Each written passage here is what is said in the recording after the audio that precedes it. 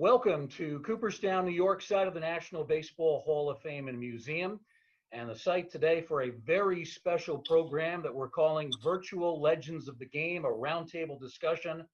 This would have been Hall of Fame weekend 2020. Obviously, that not able to happen because of circumstances outside of baseball, but we are still going to celebrate the class of 2020. And today we are going to celebrate three Hall of Famers from the Milwaukee Brewers. From the class of 2020, Ted Simmons; from the class of 2004, Paul Molitor; and also from the class of 1999, Robin Yount. They, of course, played together with the Milwaukee Brewers from 1981 to 1985, a memorable stretch in the franchise's history. Let's begin with Ted. When the Cardinals traded you to Milwaukee, this was really the first time, I guess, that you'd ever been rejected by a professional franchise. How did you react? Did you look at it as a rejection, or did you look at it more positively and that the Brewers want you? Well, I looked at it as the latter. It's one thing to be in baseball in one place for a long time and then get traded to another. There's lots of anxiety that centers itself around that. But, a rejection is way too strong a word, I think, for anybody who's been in the industry for a long time like I had. And of course, when I did go over there, I was looking at a ball team that was really, really structurally put together very well and sound. And then knowing that I was wanted by this club and they needed an everyday catcher, knowing also that Raleigh Fingers and Pete Vukovich were coming in that deal, it was really easy for me to say yes and go over there. And this was really the most significant move I had made in my entire life professionally, because my whole life changed and turned around when I got over there. Ted, did you see the trade coming? Well, you never see it coming. We had a new manager over there, Whitey Herzog, and he had come from Kansas City. He had won over there with a really nice group. He came to St. Louis and had his own ideas about what he wanted and things he intended to do. And when it became clear that, he was going to run things, he and I talked, and I was a 10-5 player. Mm-hmm. We had to talk because whatever he wanted to do, he had to run by me because I was in a position to negate the trade if I didn't want to go. I made it clear that, if the circumstances were right, I'd be amenable to a trade, but I'd have to know the specifics before I would go. He told me what they were, and I said, Vukovich and Fingers are going in this trade along with me to Milwaukee. He said, yeah, that's a fact. I confirmed that with Bud Selig after we had a chance to talk, and after I knew that it was legit, I was all ready to go because I knew I was going to a first-rate club. And as you mentioned to us off air, it was like going from the heat of St. Louis to the air conditioning of Milwaukee. That's what it was. I mean, when you play down here, Atlanta, Cincinnati, it's just from April to September, you just heat and humidity. So you go from St. Louis to Milwaukee. I was born and raised in the Detroit, Michigan area. And so Milwaukee and Detroit are very similar. You get stretches where it's hot and humid, but it might be, a week, 10 days, 2 weeks at the very most. But, in St. Louis, it's 4 solid months and you're just dying in it. And up in Milwaukee, it's just like going home, climate-wise for me. And, I got up there and it was like literally playing in air conditioning by comparison. Paul, at the time, you're an established Brewer, so you've got this guy, this veteran player, coming over from the other league. You've never played against him. I don't know if you'd ever talked or had met him. Tell us about the first time you met Ted after he joined the Brewers. Well, I got to preface it by saying that I think my memory is a little jaded when you start talking about almost 40 years in passing. But, as a member of the Brewers, I was still a young player. And we had seen other teams make acquisitions for stretch runs and postseason play. And we had never been one of those teams until we pulled the trigger when we brought those guys over, including Teddy.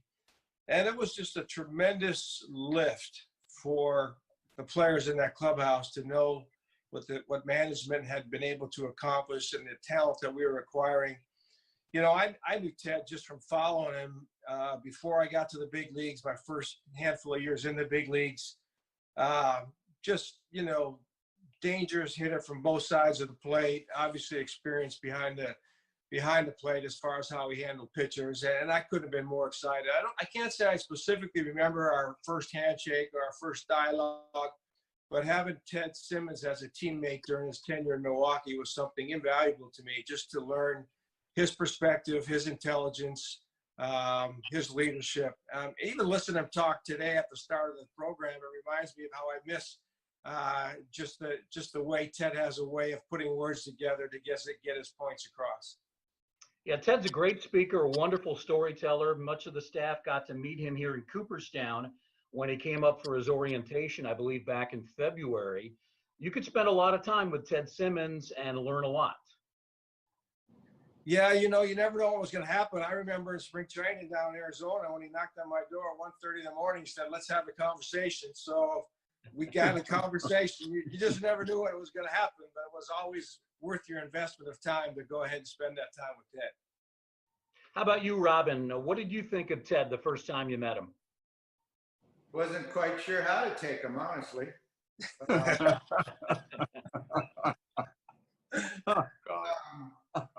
I think our first road trip, in Milwaukee, we were required to wear sport coats on road trips. Well, Simba came in, and on our first road trip, he wore a leather jacket like a Harley's Angels jacket. And I think might have been the only coat he owned, because I don't think he had a sport coat. But that covered the base of wearing a coat on our charter flights.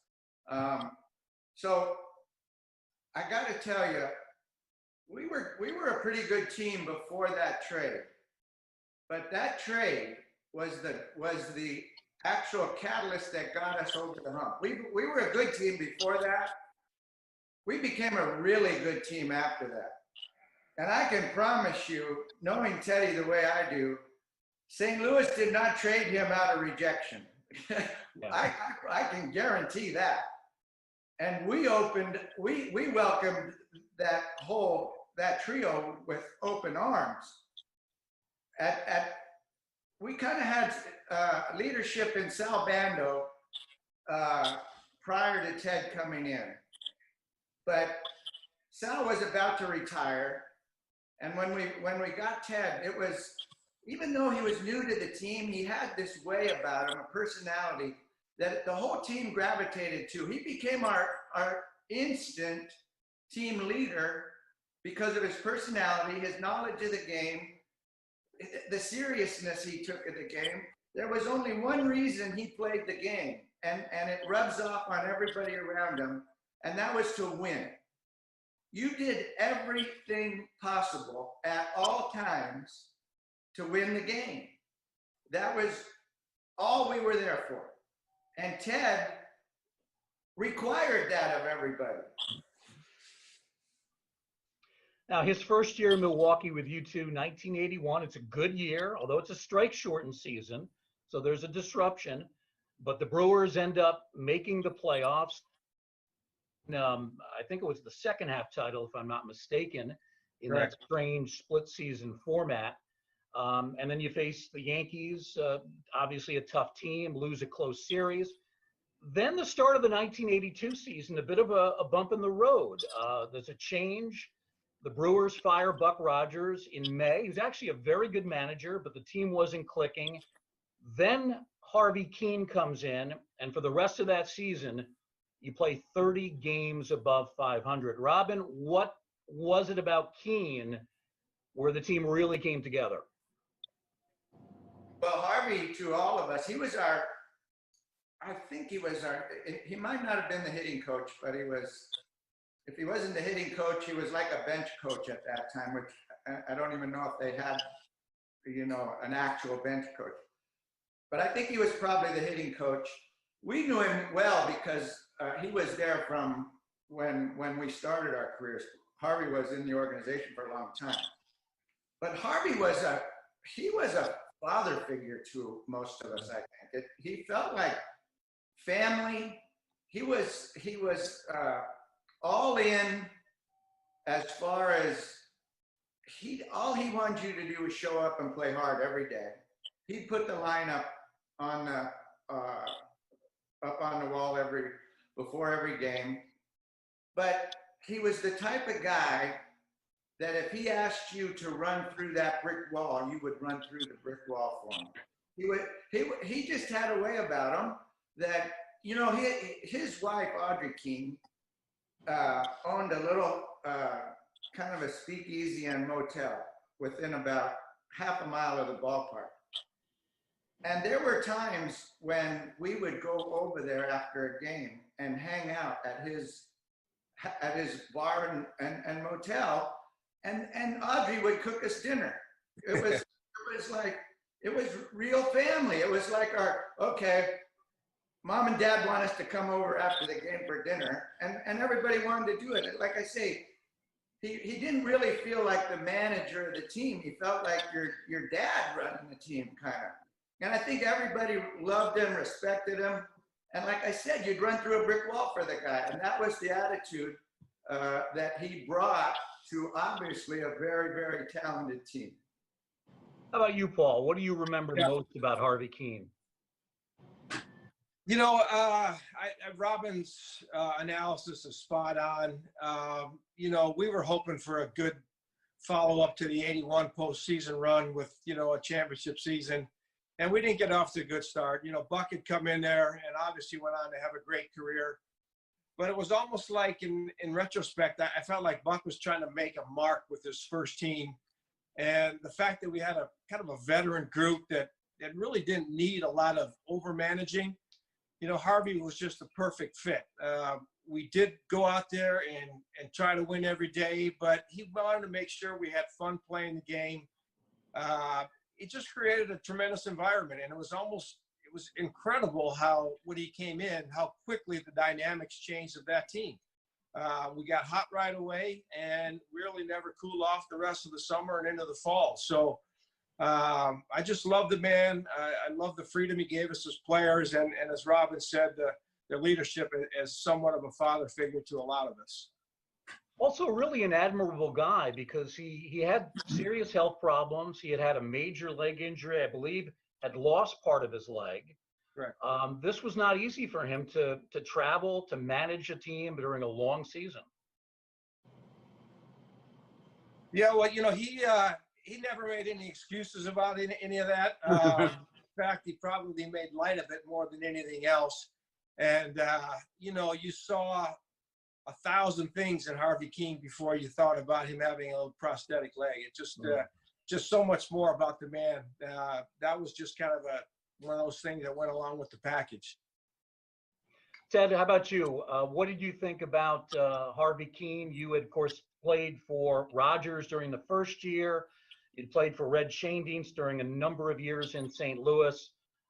Now you had Harvey Keane and, of course, that magical run in '82. Your thoughts on him? Well, I'll sum it up pretty quickly.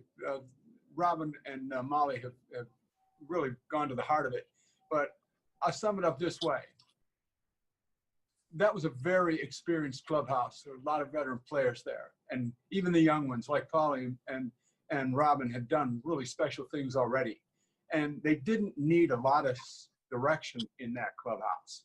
And I sat and I watched, because I grew up in Detroit, and I remember when Harvey Keane was a player, and he was a great hitter. But anyway, when he came into that clubhouse, he called a meeting that first night. I don't know if Robin or Molly remember, but I remember it. I'll never forget it, because this is how I sum up Harvey Keane when people ask me about it. He had a prosthesis, right? And he limped.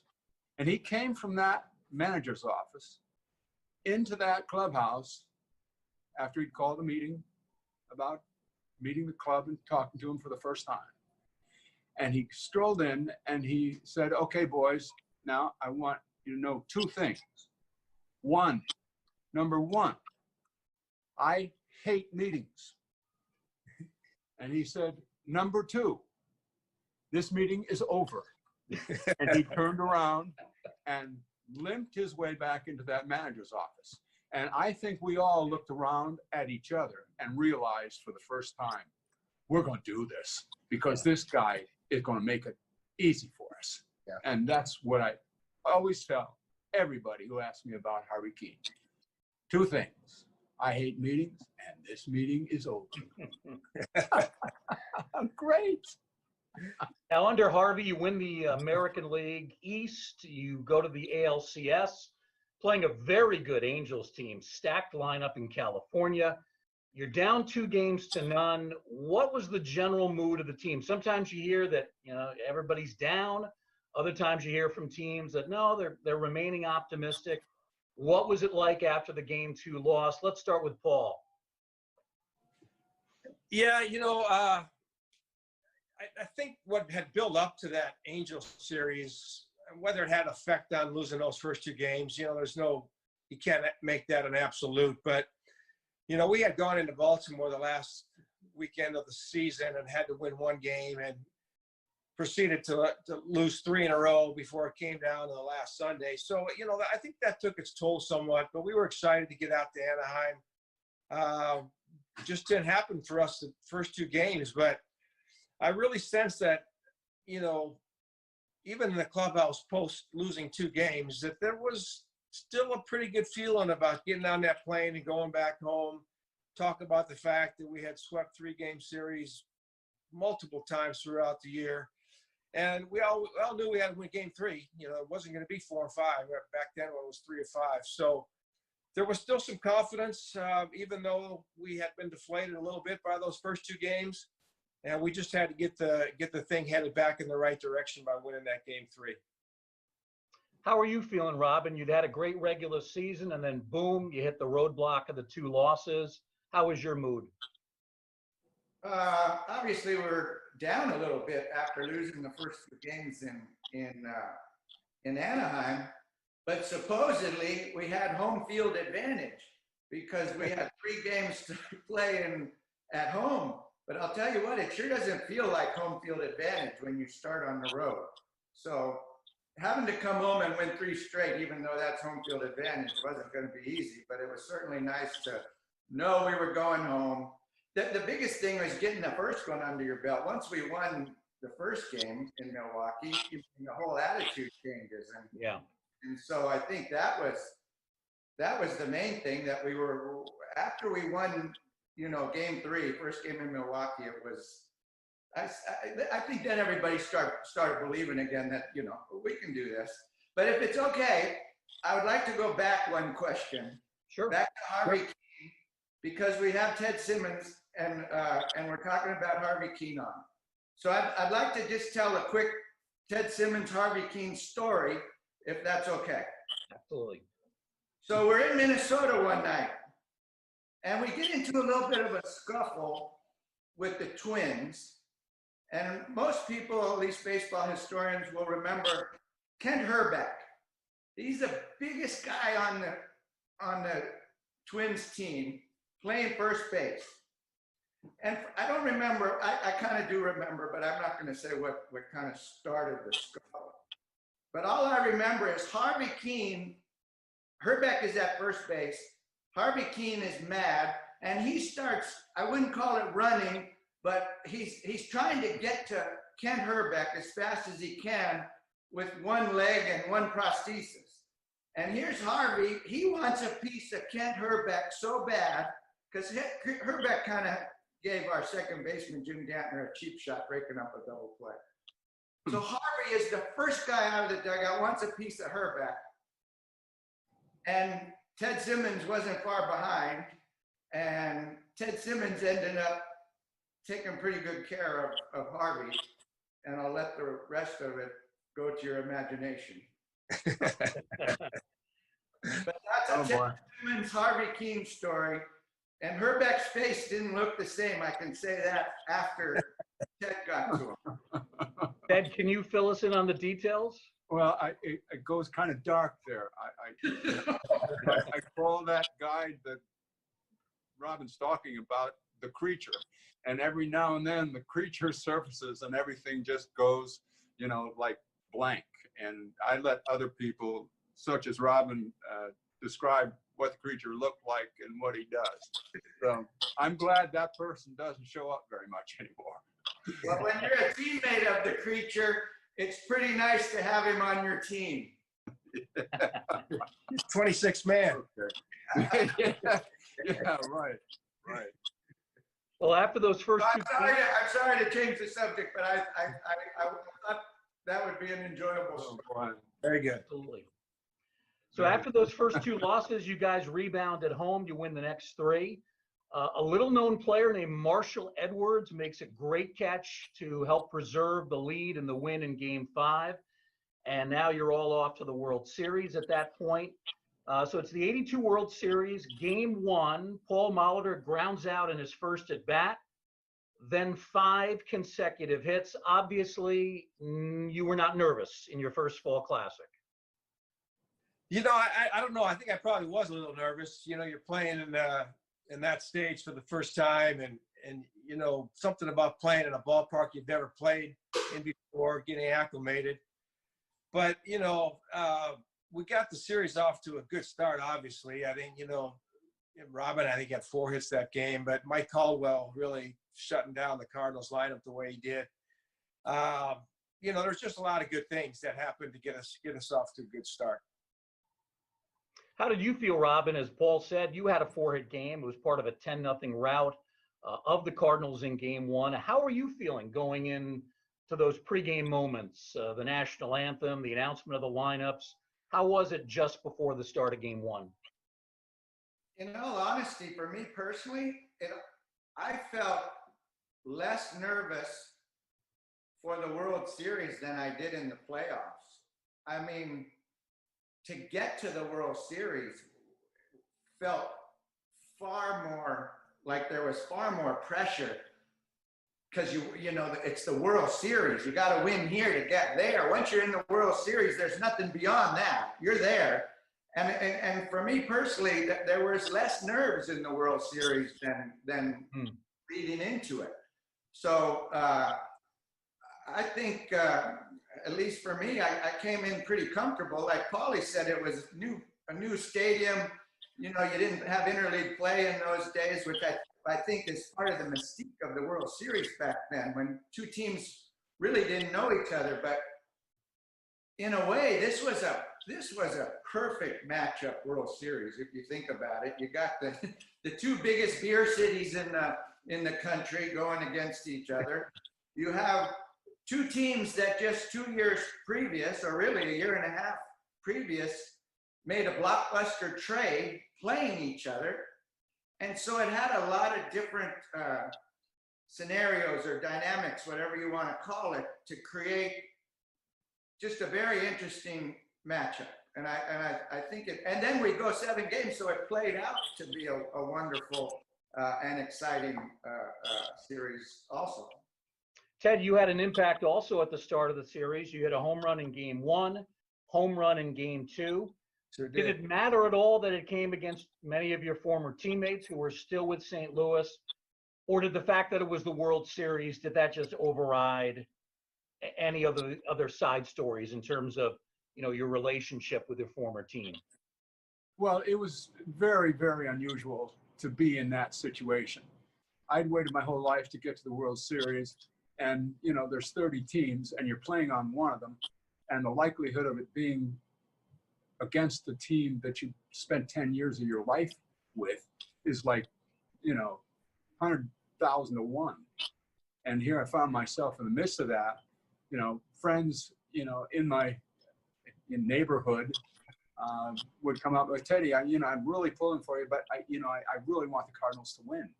And when you get 4 or 5 of those a day, you know, you say, it's okay. I get it. It's all right. You know, I'm okay.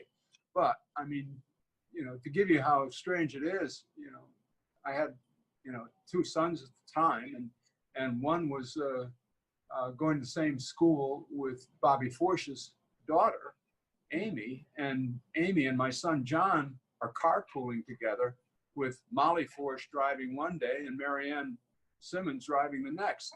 So I end up homering off him, and my son Matthew, he's freaked out. He doesn't know what to think. He doesn't know whether he should feel wonderful for his dad or horrible for Amy Forsh's dad. So I can't get away from the fact that it was very, very unusual circumstances for me, and got through it. But it was really the most remarkable time in my professional life.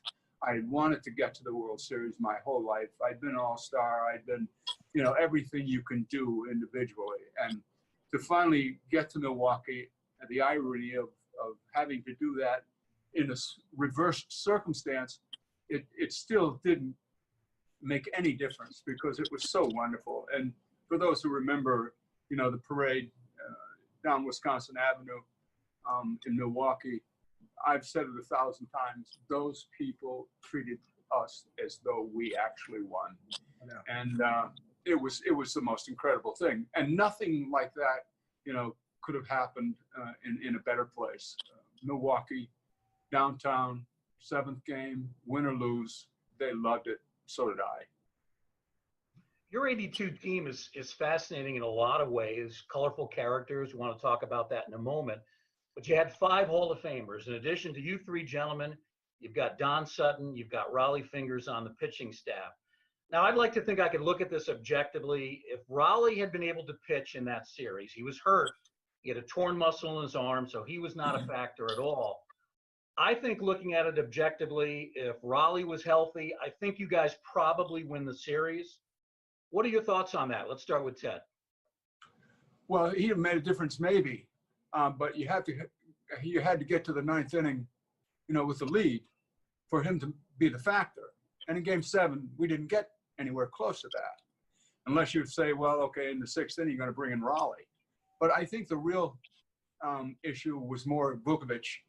Vukovic literally pitched Game 7 and, other games leading up to Game 7 with a blown shoulder.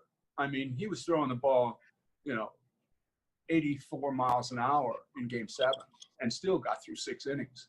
So if he'd have been Vukovic, as I knew him in St. Louis and as I knew him as the real Cy Young Award pitcher that he was, if we'd have had Vukovic himself, Game 7, it would have been different. So, Paul, what do you think about the finger situation? Yeah, well, I think Teddy, speaking about Pete, just nobody, competed the way he did. And given the fact that he was not even close to being healthy, that, speaks volume about, the Tiger's heart that he has. Anything we say about Rollie would be speculative in terms of how the series might have changed. The bottom line is the Cardinals won, and, there's no way to say that having Rollie out there would have been something that would have flipped that result. I think even more than maybe, the presence of Rollie being out on the mound trying to close out a game is the fact that a team feels better about itself when it's got Rollie on it, and yeah. There's no question that we missed him. But, we got down to that last game, and as Ted said, I think it was the 6th inning when they came back and overcame a small lead that we had. They strung together a big inning, and that was it. It certainly wasn't Rollie time yet, even in a Game 7 of the World Series. One of the guys that essentially tried to fill the bill for him, well, there were several. There was Bob McClure. There was also a guy named Pete Bigfoot Ladd, real character. You had a few characters. You had Gorman Thomas, you had Pete Vukovic, you had Jim Gantner, Gumby, a lot of colorful players in that clubhouse. I want to get your opinions on who was the most colorful guy on those great Brewers teams of the 80s. Let's start with you, Robin. Who was at the top of the list? Oh my gosh. I don't know if you could put one on top of the list. It was, between Caldwell and Vukovic. Gorman Thomas, Jim Wolford, McClure. The list goes on and on. It's like Easterly. Jim Easterly. This was a team right out of the bar in Star Wars. I think some of the people watching may remember that scene, but that was us. I mean, we certainly didn't win pretty, that's for sure. Yeah. Were these guys, were they pranksters? Did they like to, do things to other players in the clubhouse? How did their colorful ways manifest themselves? I would say all of the above. There was nothing was off limits. That was the bad thing. I mean, it was just one thing after another, and I mean, payback was constant. So, and payback was always to one up the last thing that was done. So this went on for years with that group, and it just, I mean, I get emails from Gorman Thomas today, and the list of people that those emails are going to is that same cast of characters, and you would not believe, I can't even share with you what comes across the email line. That same cast of characters, at least for the ones that are still alive. I don't know. I'm obviously not describing anything in detail, but it's almost indescribable. There's a guy I work with here at the Hall of Fame, and he's been here for years, going back to the 80s. And he was telling me about one year the Brewers came here to play in the Hall of Fame game in midsummer. And I guess it was before the game, the players were killing time at the swimming pool, which was part of the Clark Sports Center. And at the time, the Clark Sports Center was adjacent to the Hall of Fame on Main Street. I don't want to get too graphic here, but the guy that I work with said he actually looked in there and he noticed that Gorman didn't have a bathing suit, and that was quite a sight. Well, if you want that whole story, neither did the rest of the team. But I think we played the game, and then it was time to shower. And I think if I remember this correctly, the swimming pool was right next to the showers. Yeah. And the next thing you know, you got 25 naked guys jumping in. It was a sight to be seen. Thank God there was no cameras in the clubhouse in those days. Yeah. How about you, Ted? Any one guy that stands out as really funny, really wacky? Well, of course, Vuk. I mean, I'd known him. He came over from St. Louis with us. I mean, very, very unusual person. I mean, to say the very least. I mean, love to compete, love to, win, and would do anything to anybody. He was dangerous, is what he was. Not only to himself, but to anybody around him. He was likely to do or say anything to anybody at any time, however large, however small. And, he was the most unusual person I ever knew in my life. If you in that clubhouse, for instance, were thin-skinned, you were dead, because you were going to get it from everybody. Because in a clubhouse, there's kind of a code. And when you show weakness of any kind in a clubhouse, you would think, well, everybody sort of, oh, well, this guy, you got to watch out and take care of him or be careful around him. No, in a major league clubhouse, when there are signs of weakness, everybody attacks. It's like feeding frenzy in the shark pool, because in a major league clubhouse, when you're competing every day against the best in the world, there's no room for weakness. And everybody zeroes in on weakness. And I mean, use your imagination. Anything goes. Robin said, there's no off limits. Everything is on limits. And if you can't hang, you're out. And Vukovic was, in my judgment, the single most significant person to act as the head of that reality. Yeah. I would be remiss if I didn't ask about another colorful character, not a player for you guys, but the broadcaster. He's become a fixture with Milwaukee, of course, the great Bob Euchre. We have this persona of Bob in terms, well, there's two personas, him doing the broadcast, which isn't just comedy, because there's a lot of straight commentary and analysis and description of the game. And then there's Bob on the Tonight Show and doing the various bits that he does. He did an hysterical speech here in Cooperstown the year that he received the Ford C. Frick Award. It may be the greatest speech we have ever had here. What is he like, though, when you get away from the venues of the broadcast booth, when you get away from the television cameras? What's the real Bob Euchre like? Let's start with Paul. Yeah, it's just been so incredible to have him a part of the baseball life that I was able to live. But I think there's no question of the three of us, Robin probably has the closest relationship to Euchre. They spend way more time maybe away from the field than I think Teddy have had a chance to. But he just made the being around the park something really special. I remember spring training mornings going in there, and it was a daily occurrence that Euchre would just hold court, and he just couldn't help but find a way to keep us loose and entertain us and laugh. That dry humor that he has, it's just incredible. I mean, he's so unique in that way. And on top of all that, he's one of the most polished baseball announcers we've seen in the last 50 years. Just a remarkable career. Always has a kind word to say about anybody. And you can see the way the players respond to him when he's down around that field, of just how much he means to the guys around the clubhouse. Robin, your thoughts on Euchre?